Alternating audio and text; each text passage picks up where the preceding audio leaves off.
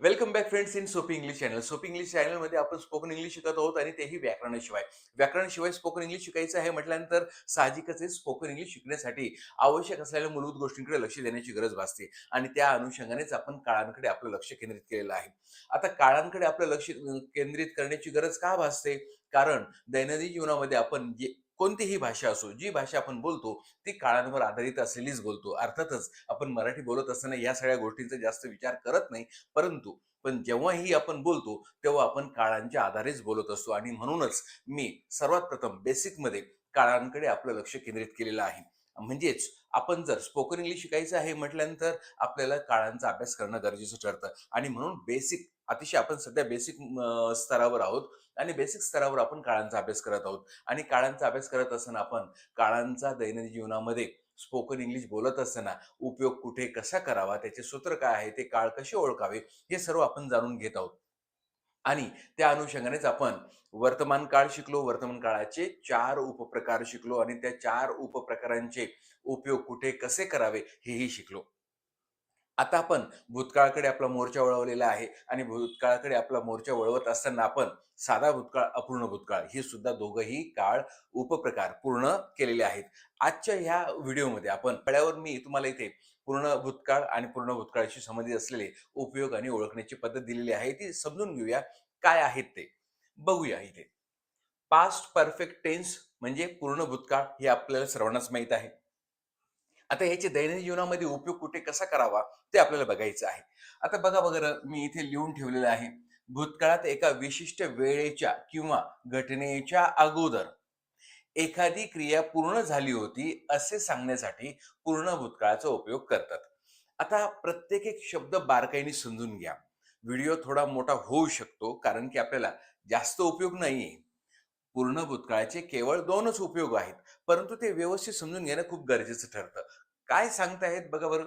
भूतकाळात एका विशिष्ट वेळेच्या किंवा घटनेच्या अगोदर. हा जो अगोदर शब्द आहे, याच्याकडे लक्ष देण्याची गरज भासते. म्हणजे क्रिया भूतकाळात घडलेली आहे, परंतु विशिष्ट वेळेच्या अगोदर किंवा एखादी दुसरी घटना घडली त्याच्या अगोदर. एखादी क्रिया पूर्ण झाली होती. म्हणजे जी पण क्रिया, ज्या क्रियेविषयीबद्दलही आपण बोलत आहोत, ती क्रिया भूतकाळात एका विशिष्ट वेळेच्या किंवा घटनेच्या अगोदर घडली होती. ज्या क्रियेबद्दल मी बोलत आहे, ती क्रिया म्हणजे आपण दैनंदिन जीवनामध्ये एकमेकांशी बोलत असताना एखाद्या क्रियेबद्दल बोलतो किंवा एखाद्या घटनेबद्दल बोलतो. ती जी घटना आहे, ती घटना भूतकाळात एका विशिष्ट वेळेच्या अगोदर किंवा दुसरी एखादी कोणतीतरी घटना घडलेली असेल आणि त्या घटनेच्या अगोदर ही घटना घडलेली आहे, असे सांगण्यासाठी आपण पूर्ण भूतकाळाचा उपयोग करतो. म्हणजे समजून घ्या, की मी जर असं म्हटलो, मी घरी पोहोचलो, तेव्हा दरवाजा कोणीतरी अगोदरच उघडलेला होता. आता बघा, मी 2 घटना म्हणजे आत्ता तर आपण बोलत आहोत वर्तमानात आणि मी कोणती गोष्ट बोलत आहे, मी घरी पोहोचलो. घरी पोहोचलो म्हणजे भूतकाळ आणि त्याच्याही अगोदर काय घडलं होतं, तर दरवाजा कोणीतरी अगोदरच उघडलेला होता. म्हणजे मी काय सांगत आहे, की घरी पोहोचण्याच्या अगोदर दरवाजा कोणीतरी अगोदरच उघडलेला होता. म्हणजे दरवाजा उघडण्याची ही जी क्रिया आहे, ही क्रिया माझी घरी पोहोचण्याच्या अगोदर झालेली होती.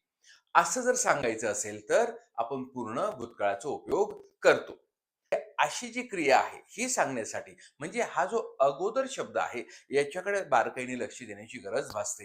ही अशी क्रिया सांगण्यासाठी आपण पूर्ण भूतकाळाचा उपयोग करतो. म्हणजे दोघंही क्रिया भूतकाळात झाल्या आहेत आणि दोघंही क्रियांच्या अगोदर म्हणजे कोणतीही घटना जी झाली आहे, त्या घटनेच्या अगोदर एखादी क्रिया झालेली आहे, असं सांगण्यासाठी आपण पूर्ण भूतकाळाचा उपयोग करतो. आणि इंग्लिशमध्ये हा जो अगोदर शब्द आहे, हा अगोदर शब्द ज्यादातर वेळेस बिफोर या शब्दाच्या साहाय्याने दाखवला जातो. आता दुसरं, भूतकाळात घडलेल्या 2 घटनांपैकी जवळ-जवळ याच्याशीच संबंधित आहे. परंतु इथे आपण 2 घटनांचा उल्लेख करत नाही. कधी-कधी तर आपण फक्त बिफोर वापरतो आणि ती प्रक्रिया होऊन जाते. म्हणजे I hadn't scene her before. I hadn't scene her before एवढंच म्हटलं. म्हणजे याचा अर्थ काय, की मी फक्त एकच घटनेचा उल्लेख केला. म्हणजे जेव्हा मी अगोदर तिला पाहिले नव्हते. मी अगोदर तिला पाहिले नव्हते. I had not seen her before. I had not seen her before. म्हणजे जेव्हा मी पाहिलं ती माझी पहिली वेळ होती. त्याच्या अगोदर मी तिला पाहिलेलं नव्हतं. मी जेव्हा तिला पाहिलं, पाहिलं, पाहिलं भूतकाळ आणि त्याच्या अगोदर पाहिलेलं नव्हतं. I had not seen her before. तर असं आपण म्हणू शकतो. म्हणजे इथे केवळ आपल्याला एकच कोणतीतरी विशिष्ट क्रिया सांगायची असते भूतकाळातली, तेव्हा आपण आता सिंगल असं वाक्य बोलत असतो. परंतु इथे भूतकाळात घडलेल्या 2 घटनांपैकी किंवा क्रियांपैकी पहिली घटना, पहिली घटना किंवा क्रिया सांगण्यासाठी पूर्ण भूतकाळाचा उपयोग करतात. तर आता दैनंदिन जीवनामध्ये स्पोकन इंग्लिशमध्ये जास्त उपयोग याचा होतो. म्हणजे जेव्हा-जेव्हा 2 क्रिया घडतात, त्या घटनांपैकी, त्या क्रियांपैकी पहिली क्रिया सांगण्यासाठी आपण पूर्ण भूतकाळाचा उपयोग करतो. स्पोकन इंग्लिशमध्ये आता मॉडर्न इंग्लिशमध्ये ज्यादातर हीच क्रिया आपल्याला पाहायला मिळते. म्हणजे आपल्याला तेव्हा बोलत असताना ह्या म्हणजे कळत-नकळत ही विशिष्ट क्रिया होऊनच जाते. ओळखण्याची पद्धत. आता पूर्ण भूतकाळ ओळखण्याची पद्धत काय आहे? तर ला, ली, ले आणि लो त्याच्यापुढे होता, होती, होते, होतो किंवा नव्हता, नव्हती, नव्हते, नव्हतो. आपण इतकं शुद्ध बोलत नाही. मी तो चित्रपट पाहिलेला होता. तर आपण काय म्हणतो? मी तो चित्रपट पाहिला होता. फक्त पाहिलेला होता. पाहिलेला होता. I had seen the movie. I had seen the movie. मी तो चित्रपट पाहिलेला होता. म्हणजेच आत्ता मी तुझ्याबरोबर बघितला, परंतु याच्या अगोदर मी हा चित्रपट पाहिलेला होता. Okay. I watched this movie with you. I watched this movie with you. मी हा चित्रपट तुझ्याबरोबर पाहिला. But I had seen this movie. I had seen this movie before. मी या अगोदरही हा चित्रपट पाहिलेला होता. But I didn't tell you. परंतु मी तुला सांगितलं नाही. Because I didn't want to disturb your interest. तर मला तुझा इंटरेस्ट कमी करायचा नव्हता. तर असं आपण म्हणू शकतो. म्हणजेच ला, ली, ले आणि लो त्याच्याऐवजी लेला, लेली, लेले आणि लेलो, होता, होती, होते, होतो किंवा नव्हता, नव्हती, नव्हती, नव्हतो असे हे शब्द येऊ शकतात. तर अपेक्षा करतो की तुम्हाला उपयोग समजला असेल आणि ओळखण्याची पद्धतही समजली असेल. आता हे सर्व आपण उदाहरणांच्या साहाय्याने समजून घेऊया. तर मित्रांनो, पूर्ण भूतकाळाचा दैनंदिन जीवनामध्ये उपयोग कुठे कसा करावा हे समजून घेण्यासाठी आपण इथे फळ्यावर उदाहरणं घेतलेली आहेत. आपण उपयोग समजून सांगितले आहेत, परंतु ते उपयोग उदाहरणांच्या साहाय्याने जास्त अधिक चांगल्या प्रकारे समजतील. आपण इथे सूत्र घेतलेलं आहे, म्हणजेच रचना घेतली आहे. पास्ट परफेक्ट टेन्स म्हणजे पूर्ण भूतकाळ हे आपल्याला माहित आहे आणि पूर्ण भूतकाळाची होकारार्थी रचना काय आहे?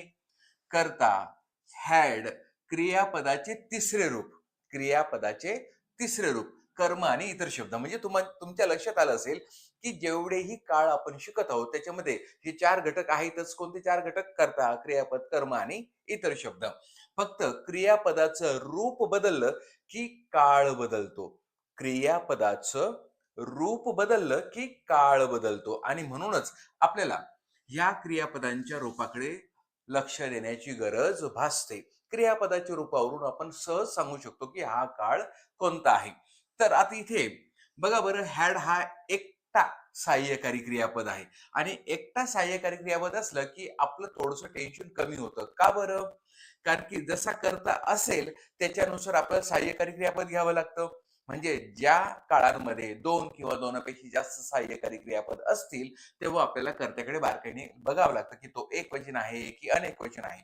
परंतु इथे सहाय्यकारी क्रियापद एकच आहे आणि म्हणून कर्ता एकवचन असला तरी हॅड वापरायचा आहे आणि अनेकवचन असला तरी हॅड वापरायचा आहे. म्हणजे आपल्याला कोणतंही टेन्शन नाही. मी तिला पूर्वी पाहिले नव्हते. म्हणजे मी आत्ता बघितलंय, परंतु यापूर्वी तिला पाहिलेलं नव्हतं. म्हणजेच काय होईल, की याच्यामध्ये पाहण्याची क्रिया कोणी केली? वाक्यातल्या मीने. आणि म्हणून आपल्याला आय लिहायचंय. करता लिहिला आपण आय. आता हॅड एकटाच आहे म्हणून तो आपल्याला लिहूनच घ्यायचा आहे हॅड. पाहण्यासाठी क्रियापद सी. त्याचं तिसरूप काय आहे? सीन. सी, सॉ, सीन. आपल्याला क्रियापदाची तिन्ही रूपं पाठ करणं गरजेचं ठरेल, कारण की English is not our mother टंग. आपल्याला क्रियापदाची तिन्ही रूपं लक्षात ठेवणं गरजेचं ठरतं, कारण की इंग्लिश ही आपली काही मातृभाषा नाही. English is not our mother tongue. We have to learn them. We have to learn the three forms of the verb. आपल्याला हे तिन्ही रूपं पाठ करणं गरजेचं ठरतं. तर मग आपण इथे आय लिहिलं, नंतर हॅड लिहिलं. आता पाहण्यासाठी क्रियापद सी, त्याचं तिसरं रूप सीन. I had scene. परंतु बारकाईने लक्ष द्या, की वाक्य नकारार्थी आहे. नकारार्थी आहे म्हणून आपल्याला हॅडच्या नंतर पहिले नॉट लिहावं लागेल. I had not seen her. I had not scene करता क्रियापद झाला की छोटासा अर्थ तयार होतो. आय हॅड नॉट सीन, मी पाहिले नव्हते. कोणाला? तिला. म्हणजे काय आणि कोणाला असा प्रश्न विचारला की आपल्याला कर्म मिळतं. कर्म काय झालं? तिला. का बरं? कोणाला पाहिले नव्हते? तिला. तिला म्हणजेच कर्म मिळालं आपल्याला her. I had not seen her. मी तिला पाहिले नव्हते. केव्हा? पूर्वी. फक्त बिफोर लिहायचं. Before. Before this, before that असं लिहायची गरज नाही. I had not seen her before. मी तिला पाहिलं नव्हतं. I had not played cricket before. मी पूर्वी क्रिकेट खेळलो नव्हतो. म्हणजे आता खेळलो, अनुभव घेतला या अर्थाने. म्हणजे तुम्ही फक्त बिफोर लिहायचं आहे. I had not watched this movie before. मी यापूर्वी हा चित्रपट पाहिला नव्हता. फक्त बिफोर वापरायचं. म्हणजे म्हणजे समोरच्याच्या लक्षात येऊन जाईल, की यापूर्वी. म्हणजे आता तो पाहिला आहे, परंतु त्याच्यापूर्वी पाहिला नव्हता. हो की नाही? I had not met him before. I had not met him before म्हणजे काय? मी त्याला यापूर्वी भेटलो नव्हतो. म्हणजे आपल्याला त्या घटनेबद्दल जेव्हा आपण पुन्हा बोलत असतो, तर ती घटना भूतकाळात झालेली असते आणि वर्तमानात आपण त्या घटनेबद्दल बोलत असतो. तर I had not met him before. तर मी पूर्वी त्याला भेटलो नव्हतो. म्हणजे तू आणि मी. आत्ता आपण दोघं तर बोलत आहोत. आत्ता आपण दोघं बोलत आहोत म्हणजे आत्ता भेटण्याची क्रिया ती झालेलीच असेल असं नाही. ती काल झालेली असेल, मागच्या आठवड्यात झालेली असेल आणि त्याचा उल्लेख पुन्हा होतो आहे. आणि त्यावेळेस आपण त्याच्या अगोदर मी त्याला भेटलो नव्हतो, असं आपल्याला सांगायचं असेल. म्हणजे तेव्हा तर मी भेटलो, पण त्याच्या अगोदर मी भेटलो नव्हतो. असं आपल्याला जर सांगायचं असेल, तर आपण पूर्ण भूतकाळाचा उपयोग करतो. मी रेल्वे स्टेशनवर पोहोचलो, तेव्हा गाडी अगोदरच निघून गेली होती. आता हे तर आपण झाला हा पहिला उपयोग समजून सांगण्याचा प्रयत्न केला. आता इथे दुसरा उपयोग समजून सांगण्याचा प्रयत्न करतो आहोत, की इथे 2 घटना किंवा 2 क्रिया घडल्या आहेत. मी स्टेशनवर पोहोचलो आणि गाडी अगोदरच निघून गेली होती. अशा गाडी अगोदरच गेली होती. म्हणजे अशा 2 क्रिया आपल्याला दिसतायत. दोघी क्रिया भूतकाळात झालेल्या आहेत. दोघं क्रिया भूतकाळात झाल्या आहेत, तर या दोघं क्रियांपैकी पहिली क्रिया कोणती घडली सांगा बरं? तर गाडी अगोदरच निघून गेली होती. ही क्रिया अगोदर झाली, म्हणून ह्या क्रियेला आपल्याला पूर्ण भूतकाळात घ्यायचं. आणि मी रेल्वे स्टेशनवर पोहोचलो, ही गाडी निघून गेल्याच्या नंतर घडलेली आहे आणि म्हणून याला आपल्याला साध्या भूतकाळात लिहायचं. तर कसं होईल? तेव्हा गाडी अगोदरच निघून गेली होती. तर आता असं होईल, the train the train had already already left the station. The station. आता आपण पहिले ह्या वाक्याचे तुकडे करू, समजून सांगण्याचा प्रयत्न करू आणि नंतर पुढे जाऊया. आता इथे कोण अगोदर निघून गेली होती? The train. म्हणजे कर्ता आपल्याला मिळाला. म्हणजे निघून जाण्याची क्रिया कोणी केली होती? ट्रेनने. हो की नाही? म्हणून आपण कर्ता लिहून घेतलं द ट्रेन. हॅड एकटाच आहे म्हणून एक वचन असो, अनेक वचन असो, आपल्याला हॅड लिहायचं आहे. क्रियापदाचं तिसरं रूप. निघून गेली. निघून जाणे म्हणजे लिव्ह. LEAVE. लिव्ह. निघून जाणे म्हणजे सोडून जाणे. म्हणजे फलाट क्रमांक वगैरे सोडून जाणे. फलाट आपण प्लॅटफॉर्म म्हणतो इंग्लिश म्हणून, मराठीतून फलाट म्हणतो. तर फलाटावरून ती निघून गेली होती. म्हणजे निघून जाणे, सोडून जाणे. त्यासाठी leave. LEAVE. Leave. Leave the station किंवा leave the platform. Leave the platform. तुम्ही काही शब्द टाकू शकतात. तर इथे कर्ता झाला. हॅड गरजेनुसार आपण घेतला. त्याच्यानंतर ऑलरेडी का बरं? अगोदरच. घटना माझी ही जी घटना घडली त्याच्या अगोदरच झालेलं होतं म्हणून आपण ऑलरेडी लिहिलं. The train had already. लीव्हचं तिसरं रूप लेफ्ट आणि काय सोडून गेली होती? The station. हो की नाही? म्हणजे कर्ता, क्रियापद, कर्म ऑलरेडी इथे आपण घेतलं आहे. केव्हा हे सगळं केव्हा झालं? जेव्हा मी कुठे पोहोचलो? म्हणजे ॲक्चुअली त्याच्या अगोदर. जेव्हा मी स्टेशनवर पोहोचलो म्हणजे व्हेन.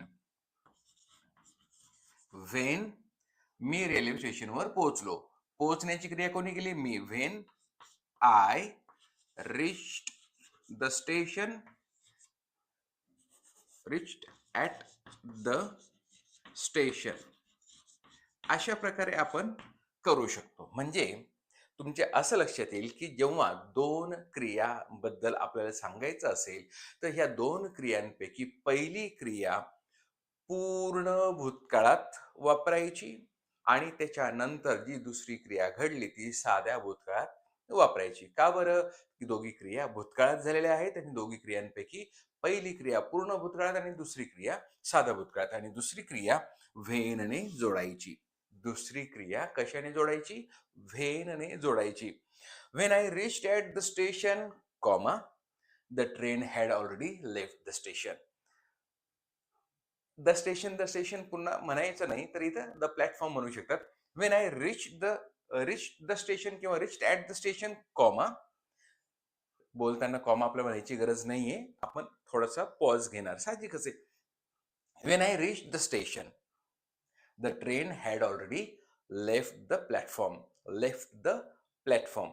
तर अगोदरच म्हणजे मी रेल्वे स्टेशनवर पोहोचलो आणि गाडी अगोदरच प्लॅटफॉर्म सोडून निघून गेली होती म्हणून मला रेल्वेमध्ये चढता काही आलं नाही, असं आपण म्हणू शकतो. तर आता असं काही गरजेचं नाहीये, की आपण अगोदर पूर्ण झालेली क्रिया अगोदर लिहिणार आणि नंतर व्हेनने आपण वाक्य जोडणार आणि मग साधा भूतकाळ वापरणार, असं काही गरजेचं नाही. म्हणजे तुम्ही असं म्हणू शकतात, "when I reach the station, the train had already left the platform."